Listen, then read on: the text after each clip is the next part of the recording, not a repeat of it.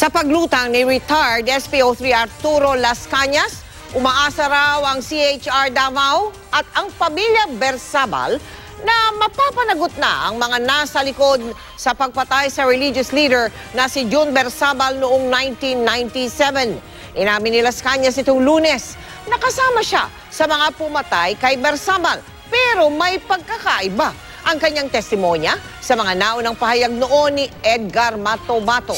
Nakatutok si Maki Pulido.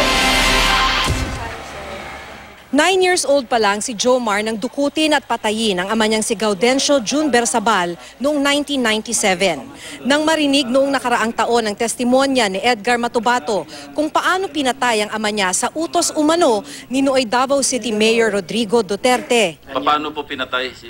Hinuli muna namin sa Kaputian District, katapos dinala namin sa kang Mayor Duterte sa golf. Pagkahuli, pinalo niya ng golf ng pangpalo, naubos yung ngipin. Pagkatapos, at bakit po pinatay?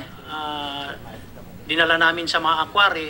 Natulala si Jomar, hindi makakain at makatulog, kaya't 2 buwan siyang nanatili sa mental hospital sa Davao City. Dito po. Nang mabalitaan ang pahayag ni retired SPO3 Arturo Las Cañas na sumusuporta sa testimonya ni Matobato, hindi na raw siya masyadong na-shock. Tumanggi siyang magpa-interview sa harap ng kamera, pero sana raw makamit na nila ang hustisya matapos ang 2 dekada. Si Bernardino Guerrio, kasamahan ng pamilya Bersabal sa religious group na Remnants of God, ang tumulong sa pamilya noon sa paghahanap nila ng hustisya. Kaya nga ma'am, itong mga ebidensya ma'am, tinago ko ito lahat.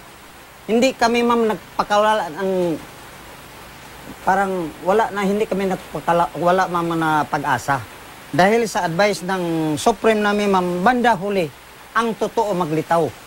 Sa pahayag ni Matobato, pinapatay daw si Bersabal dahil daw sa pangangamkam umano nito ng lupa sa Samal Island.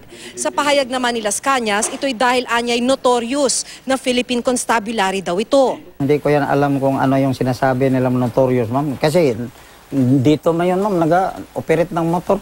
Sa bersyon ni Las Cañas, dinala nila umano si Bersabal kay Duterte, minura raw ito ni Duterte at saka sinabihan daw sila na patayin ito.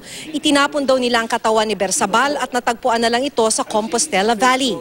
Sa bersyon ni Matobato, pagkatapos daw nila huliin noon si Bersabal, dinala nila ito kay Duterte sa isang golf course kung saan hinataw daw ito ni Duterte ng golf club at natanggal pa ang mga ngipin. Pagkatapos daw patayin ay dinala nila ito sa Ma-Aquari sa Davao City, na madalas daw paglibingan ng kanilang mga pinapatay. Inimbestigahan noong 1997 ng Commission on Human Rights Davao sina Matobato, Las Cañas at 5 iba pang pulis kaugnay sa pagkamatay ni Bersabal. Duda na noon ang komisyon sa kwento ng mga pulis na napatay si Bersabal matapos tumakas sa kulungan. Nakakonclude tayo na there was murder because may torture na nangyari bago siguro siya pinatay. Yung mga nakita nating pasado would indicate that there was torture maybe or excessive force used.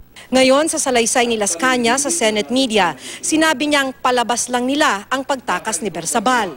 Sabi namin kay Inspector Mitra, pirmahan mo lang yung logbook namin na you received the living body of June Bersabal. Pagkatapos nito, isenaryo mo mamayang gabi na si June Bersabal ay naka-escape. Dahil sa gabi ngayon, pag-uwi namin ng Davao, along the way, itatapo namin ang katawan ni June Bersabal.